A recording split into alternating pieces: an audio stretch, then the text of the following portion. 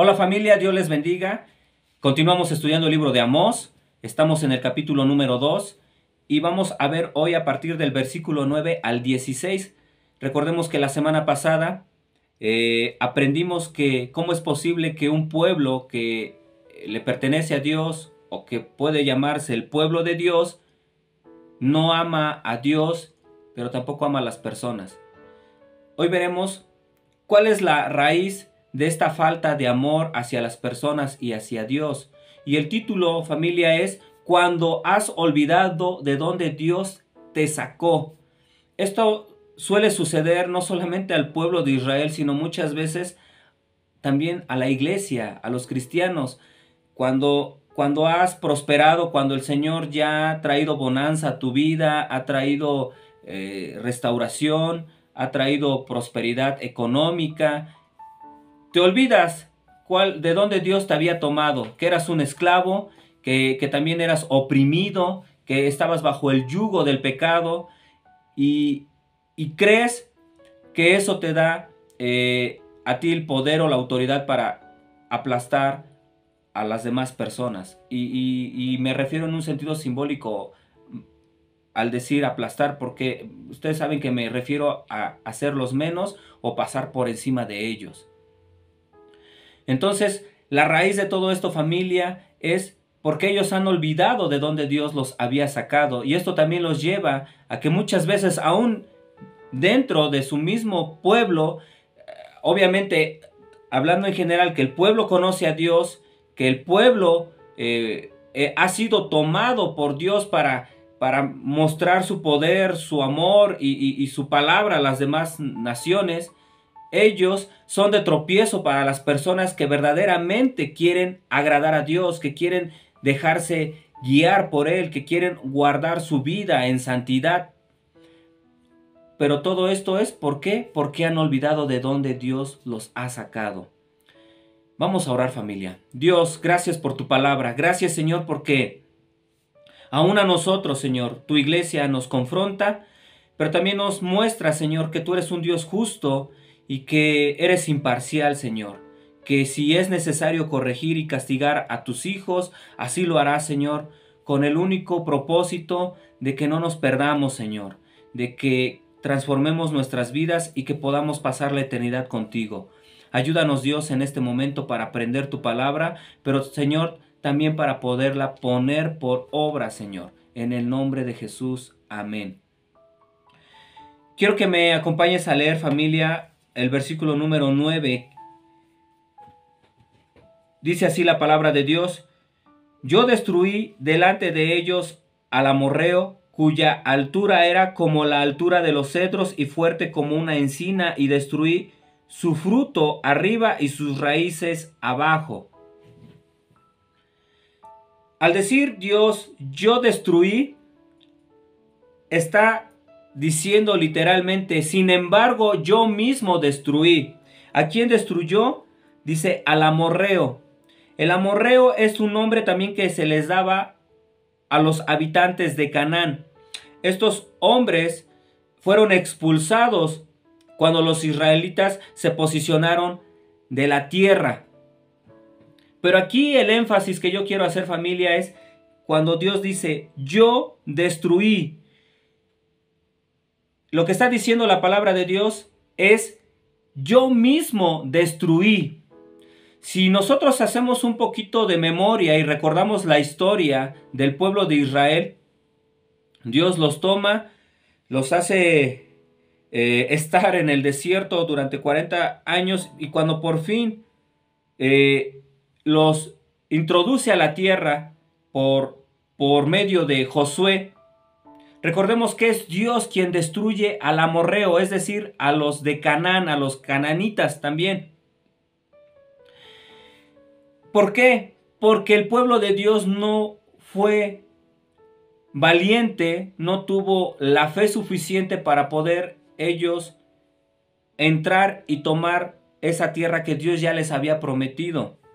Recordemos que después de haberlo sacado Dios de Egipto, atraviesan el mar Rojo y Y inmediatamente después de que también atraviesan el desierto, Dios les dice que ya tomen esa tierra, y entonces mandan 12 espías, de los cuales 10 dan mal reporte, donde esos hombres eran gigantes, que el pueblo de Israel, a comparación de ellos, era como unas langostas, que era prácticamente imposible que ellos pudieran destruirlos. Y aquí Dios les está diciendo, exactamente, ustedes no lo destruyeron, yo destruí al amorreo. Yo los entregué en sus manos. Yo tomé esas tierras que les pertenecían a ellos y se las di a ustedes. Pero también con este propósito les menciona a Dios que Él los destruyó, es para recordarles que precisamente la causa por la cual Dios destruyó al amorreo o a los de Canaán fue precisamente porque ellos estaban cometiendo o vivían en una vida inmoral tan cañona, vivían en un pecado tan grave. Recordemos que Dios, ya lo aprendimos en las clases pasadas, Dios también trae juicio a las demás naciones, aunque no crean en el Dios vivo que nosotros creemos. Por el simple hecho de que Dios es su creador, Él tiene el derecho y tiene toda la autoridad para poder juzgar a esas naciones. ¿Por qué? Porque también, como ya sabemos, Dios ha puesto sus leyes en sus corazones. Entonces, estos hombres de Canaán o los amorreos, al vivir una vida de idolatría, de destrucción, de maldad, Dios los destruye, les quita sus tierras y se los da a los israelitas. Con esto Dios le está diciendo, o sea, acuérdense que la razón por la cual yo destruí al amorreo y les tomé y les quité sus tierras para dárselas a ustedes, ese mismo pecado ahora ustedes lo están cometiendo, pueblo de Israel.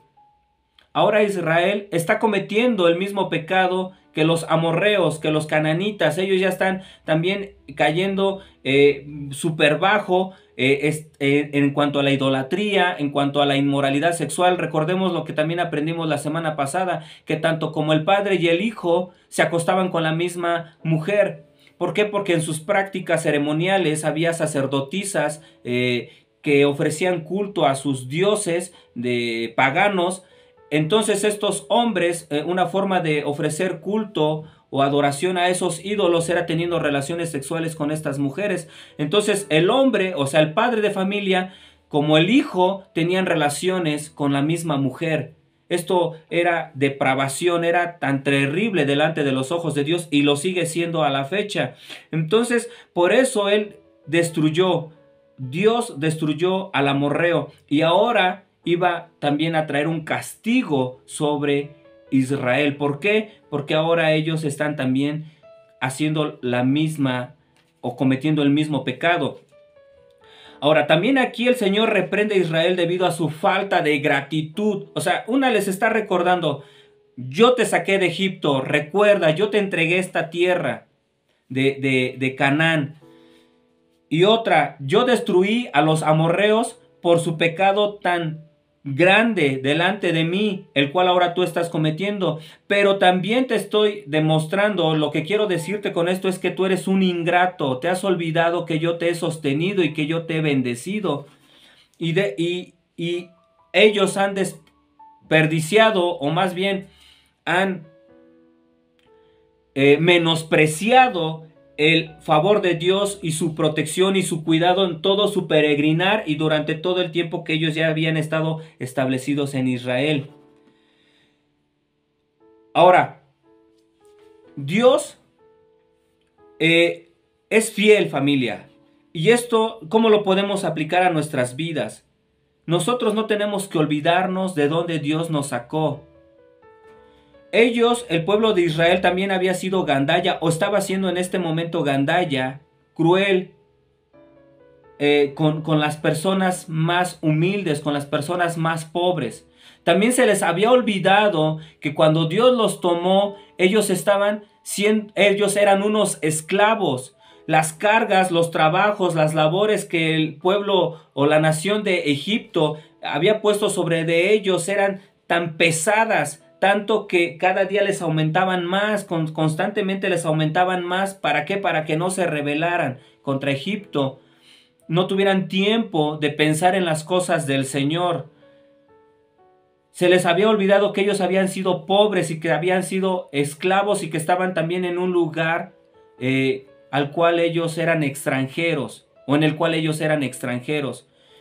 No todo el tiempo ellos habían gozado de esta prosperidad. También recordemos que en este periodo de tiempo donde Amós está llevando a cabo su ministerio, había una abundancia, había mucha prosperidad económica, política y militar. Estaba gobernando el rey Jeroboam II, que era un hombre que había traído esta paz también a la nación de Israel, y que a ellos les daba a entender, pues estamos chidos, estamos bien.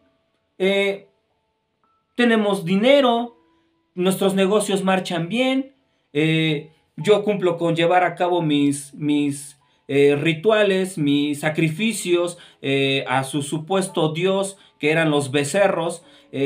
También no tenemos ya guerra con los enemigos, se ha consolidado la paz, pero esto los estaba alejando de Dios. Esto también nos muestra, familia. No es que esté mal que anhelemos la bendición económica en nuestras vidas, que anhelemos que prosperen nuestros trabajos, nuestros negocios, que haya paz en nuestra nación. No es malo, al contrario, es muy bueno. El problema es que esto nos puede llevar a confundirnos y creer que esto puede proceder de Dios. Dios sí lo permite, Dios es bueno, pero esto muchas veces el ser humano, o en este caso el pueblo de Dios, recordemos que este mensaje es para el pueblo de Dios, muchas veces el cristiano, esto le hace que se aleje de Dios, provoca que deje de confiar en Dios.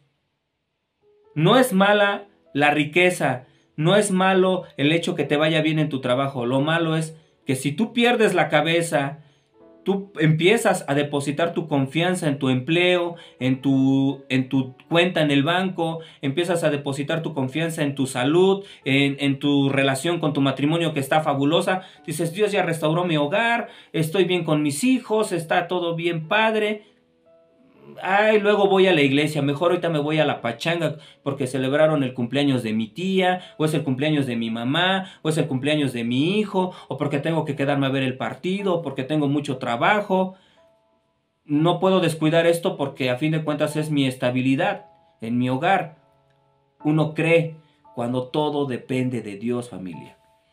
Esto se le había olvidado a Israel, de donde Dios lo había sacado. Se había olvidado de que él también fue un esclavo y que también fue pobre y que estaba en una nación que no era la suya. Nosotros no tenemos que ser gandallas, familia, con la persona que es humilde. No tenemos que juzgar a las personas por su apariencia física, por su vestimenta, por su color, por su complexión física. No tenemos ese derecho, al contrario. Nosotros tenemos que amarlos, tampoco tenemos que hacer distinción porque tengan más dinero o porque vistan mejor, tampoco tenemos que aborrecer al rico. No, nosotros tenemos que amar a todas las personas. Principalmente nosotros tenemos que extender nuestra mano con el pobre, porque Dios aquí está juzgando a Israel porque precisamente en lugar de proveerle, recordemos que ellos conocían la ley de Moisés, el Pentateuco, donde se establecía que ellos tenían que proveerles, tenían que ser de bendición para la viuda, el huérfano, el extranjero, porque son las personas que se vean más vulnerables a ser descuidadas, no tenían un proveedor, por así decirlo. El huérfano no tiene a sus padres, la viuda no tiene a su marido, el extranjero está en otra tierra donde está fuera o lejos de su familia, de sus propiedades.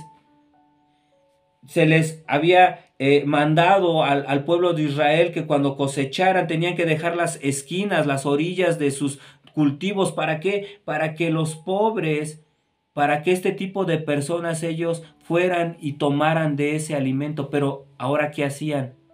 Les quitaban ese derecho y al contrario, los aplastaban. Y les daban un valor miserable, tanto que los vendían por unas sandalias. O sea, por nada, familia. Nosotros no tenemos que ser así. nosotros tenemos que ser sensibles y también tenemos que acordarnos de dónde Dios nos sacó. Nosotros probablemente estuvimos antes de conocer a Jesucristo en el alcoholismo, en las drogas, en la pornografía, en la hechicería, también en la pobreza. Estuvimos tal vez en nuestra relación en el matrimonio tan destruida que probablemente era más un divorcio que una relación, y Dios restaura todo eso, nuestros hijos. Ahora, gracias a Dios, Él nos ha sacado de Egipto. Y sabemos que Egipto simboliza que nos ha librado del yugo, del pecado, del mundo. Nosotros no tenemos también por qué señalar a la familia, me refiero espiritual, en el pueblo de Dios, que a veces lucha, o al mismo mundo, porque a veces vemos al borracho, vemos a alguien que está luchando, que está sufriendo los estragos del adulterio o de las drogas o de la pobreza, y nosotros los juzgamos. Decimos, ay, mira, aléjate, hay un borracho. Y se nos olvida de dónde Dios nos sacó, familia. Esto es lo que le había sucedido al pueblo de Israel.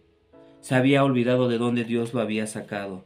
Versículo 10 dice, y a vosotros os hice subir de la tierra de Egipto y os conduje por el desierto 40 años para que entraseis en posesión de la tierra del amorreo. Y levanté de vuestros hijos para profetas y de vuestros jóvenes para que fuesen nazareos. Nazareos, ¿no es esto así? Dice Jehová, hijos de Israel. Levantó profetas y a través de los profetas Dios revela su voluntad, familia. Ahora, gracias a estos profetas, nosotros también tenemos la palabra de Dios y conocemos la voluntad de Dios. En la Biblia, en la palabra de Dios, en el libro de Números, capítulo 12, versículo 6, dice así, y Él les dijo, oíd ahora mismo, oíd ahora mis palabras. Cuando haya entre vosotros profeta de Jehová, le apareceré en visión, en sueños hablaré con él. Vemos cómo Dios aquí al pueblo le está enseñando, le está indicando que cuando Dios levanta a un profeta, al profeta Dios le va a hablar a través de sueños. Le va a revelar su palabra. ¿Para qué? Para que el profeta se lo comunique a su pueblo y no ande a la deriva. Dios siempre estuvo al pendiente y siempre estuvo al cuidado de su pueblo, así como lo está ahora de nosotros. Y Él nos guía a través de su palabra para que no andemos errando. Y todo el tiempo nosotros podamos tener la palabra de Dios más exacta, más perfecta. ¿Para qué? Para podernos dirigir nosotros hacia la meta. Y por medio de los profetas también comunicaba esa voluntad al pueblo, familia. Y esto lo vemos en Hebreos capítulo 1, versículo 1, que dice, Dios, habiendo hablado muchas veces y de muchas maneras en otro tiempo a los padres por los profetas. Una vez más, vemos cómo Dios habla al pueblo a través de los profetas. Y Dios había levantado de los hijos de Israel profetas. ¿Por qué? Porque de esta manera Dios muestra su amor y su preocupación por su pueblo. De esa manera lo instruye, lo educa y le enseña hacia dónde ir.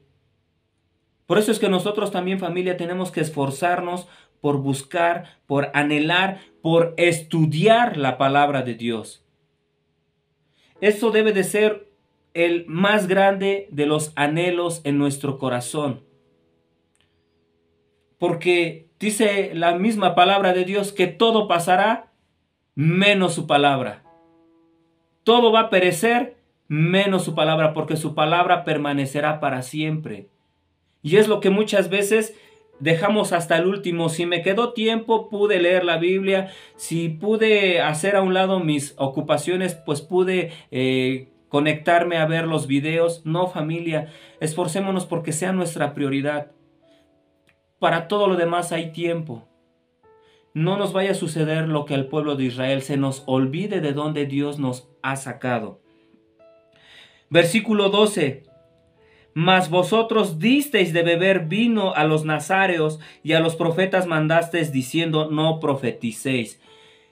Los nazareos, familia, estos hombres, parte del pueblo de Dios, hacían un voto de nazareo, lo cual lo obligaba a abstenerse de bebidas alcohólicas, de no afeitarse y de evitar toda contaminación ritual. Todo esto tú lo puedes estudiar con calma en el libro de Números, capítulo 6, del versículo 2 al 7. Tú ahí vas a encontrar todo este dato. ¿Quiénes eran estas personas las que se consagraban para Dios?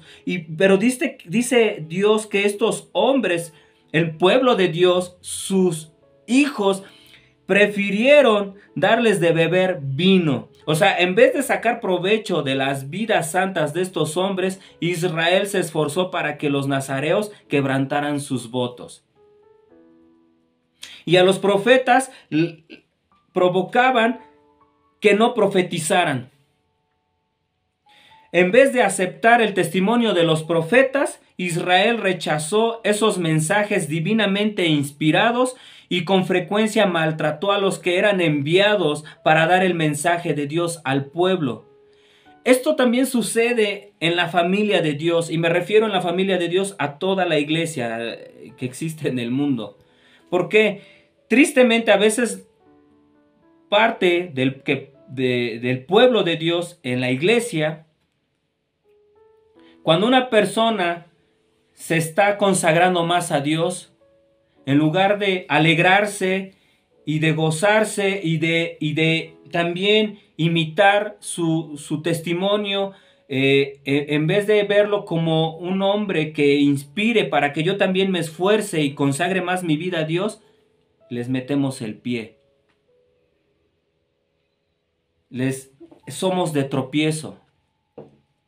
Y si la regó en poquito el hermano que ya gracias a Dios lo está usando para dar estudios, pues yo voy a encontrar algo en su vida, en su testimonio, para que sea de tropiezo y se venga abajo y se desanime y ya no continúe. Es triste ver cómo a veces entre hermanos hay comentarios donde se le juzga al líder de X ministerio. Y eso que es el líder, y eso que da estudios, y mira a sus hijos, y mira, yo lo vi hacer esto, o dijo esto. Recordemos que todos estamos esforzándonos, y de repente resbalamos. Pero hay mismos hermanos dentro de la iglesia que en lugar de levantar y animar, o si vio ese detalle, acercarse y decirte, ¿sabes qué, brother? O ¿sabes qué, hermana? En el amor de Dios, no hagas esto o ya no digas esto. No se lo dices a él, sino lo andas ventilando por todas partes. ¿Para qué? Para hacer de tropiezo y decir, mira, y eso que, voy a ocupar este término, y eso que es nazareo, o sea, y eso que él se ha dedicado a Dios, y eso que él según busca a Dios, y eso que según él estudia la Biblia, que él ora más. ¿Por qué? Porque a veces nos conviene más hacer este tipo de comentarios, hacer este tipo de chismes. ¿Por qué? Porque de esa manera yo me mantengo en mi posición. ¿Por qué? Porque probablemente mi vida está peor que la de esta persona. Y de esta manera yo justifico mi pecado y puedo decir, si él lo hace, pues ¿por qué yo no lo voy a hacer? Y hasta lo hago con mayor intensidad. O si él dijo esto, ¿por qué yo no? Y esto sucedía en el pueblo de Israel y también sucede en nuestros tiempos. Es muy lamentable.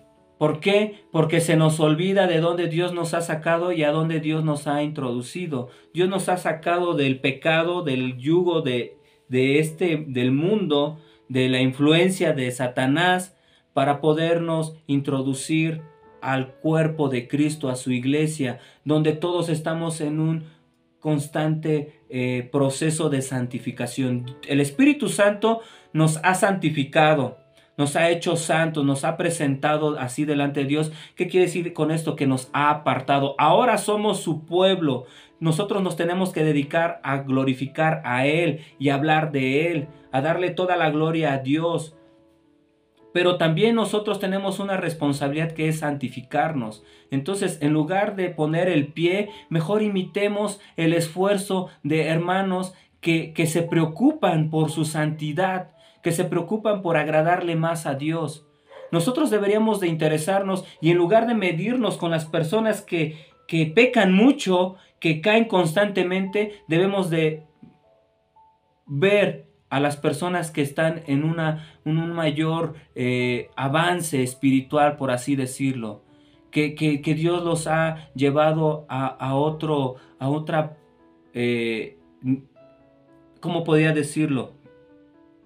A otra situación en su vida, donde ellos verdaderamente su vida ha sido transformada, donde podríamos decir ya son irreprensibles, donde dan testimonio de su vida en diferentes áreas. Versículo 14, familia. Versículo 13, pues he aquí yo os apretaré en vuestro lugar como se aprieta el carro lleno de gavillas. Es decir, aquí al deciros apretaré, da la idea de que el Señor haría que Israel se tambaleará bajo el peso de su castigo, así como un carro se sacude bajo su pesada carga y da la impresión de que está por ser aplastado. O sea, en otros dicen que es como que va a ser como cuando los carros también están llenos de carga y son amarrados y también son apretados porque llevan esa carga, así también van a ser apretados y no va a ser cosa sencilla. En otras palabras, aquí lo que el Señor está diciendo, yo te voy a castigar y va a ser duro y va a ser pesado, que vas a tambalear. Y en el versículo 14 dice, y el ligero no podrá huir, y el fuerte no le ayudará su fuerza, ni el valiente librará su vida. Versículo 15, el que maneja el arco no resistirá, ni escapará el ligero de pies, ni el que cabalga en caballo. En otras palabras, tus fuerzas, tus recursos, tus armas o tu armamento no te va a servir de nada. Nada tiene comparación a la fuerza de Dios, nada se compara con el poder de Dios. No le ayudará su fuerza, dice, el de los pies ligeros, aunque corra mucho y aunque sea el más veloz y quiera huir, no podrá escapar, porque Dios es más rápido. El que aquí se siente bien fuerte, no le va a ayudar su fuerza, porque Dios es más fuerte, como dice en Job, capítulo 40, versículo 9. ¿Tienes tú un brazo como el de Dios? ¿Y truenas con voz como la suya? Claro que no. Nosotros somos creación, familia. Él es nuestro creador. Él es superpoderoso. Nosotros no somos nada. El simple hecho de que Él lo diga nos destruye, pero realmente Él no busca la destrucción de sus hijos. Él busca la corrección. ¿Por qué? Porque si aquí está dando el mensaje es para que haya arrepentimiento antes de que venga el castigo. Y aún el castigo y aún el oprimirte, el apretarte es porque te ama, porque me ama, porque lo que está buscando es que esta consecuencia de mi desobediencia me haga recapacitar y me arrepienta. Y si no me arrepiento, ya no hay de otra, familia. Versículo 15 y 16. El que maneja el arco no resistirá ni escapará el ligero de pies, ni el que cabalga en caballo salvará su vida. 16. El esforzado de entre los valientes huirá desnudo aquel día, dice Jehová. El esforzado de entre los valientes huirá desnudo aquel día. Los guerreros se desprendían de todo impedimento que pudiera estorbarles en su precipitada huida. Esto está hablando, obviamente, haciendo alusión de los soldados o de los guerreros. Está hablando del arco. Aquí vemos que no escapará. Dice, el que maneja el arco no resistirá. El arco tenía una gran ventaja. Recordemos que en ese tiempo no existían las ametralladoras o los tanques de guerra. El arco era un arma muy importante, tanto que podían herir a su enemigo aún desde lejos. No tenía que haber contacto cuerpo a cuerpo. Entonces era un arma sofisticada para esos tiempos. Entonces el mencionar el arco, es decir, ni aún tu arma más poderosa, tu arma que te da mucha ventaja a diferencia de tus enemigos, eso tampoco te va a poder ayudar. No te va a servir. Y tanto vas a querer huir que te vas a empezar a despojar de todo lo que te estorbe con tal de que tú corras más rápido. ¿Por qué? Porque esto es lo que va a provocar Dios. Nosotros tenemos en mente a un Dios de amor y Dios es amor. Tenemos a un Dios de gracia y Dios es un Dios de gracia y de misericordia, pero también tenemos a un Dios justo y sus juicios son justos, familia. Y tal vez estos libros de los profetas son muy repetitivos en esto, resaltan más el carácter de Dios en cuanto a su justicia. Pero nosotros no tenemos que abusar de su gracia ni de su misericordia. Tenemos también que recordar que el Dios de gracia, de misericordia y de amor también es un Dios justo. Y que lo único que va a provocar si nosotros no nos arrepentimos es que vamos a tener miedo, porque como también dice la palabra de Dios, terrible cosa es caer en las manos de un Dios vivo. Dios es justo, familia. Nosotros tenemos que reconocerle como un Dios santo, un Dios de amor. Obedezcamos, familia, amemos su palabra y no nos olvidemos de dónde Dios nos ha tomado. Amén. De dónde Dios nos ha sacado. No nos olvidemos de nuestro pasado, de dónde Dios nos sacó, de dónde Dios nos libró, de la vida que Dios ha traído a nosotros, la nueva vida que ha puesto en nosotros gracias a Jesucristo. Vamos a orar. Amado Dios, gracias por tu palabra, Padre. Recibe toda la gloria y toda la honra, Señor. Ayúdanos, Padre, a no olvidarnos, Señor, de dónde nos tomaste y ayúdanos a ser sensibles y a ser amorosos con nuestros semejantes, Padre. En el nombre de Jesús, amén. Dios te bendiga, familia.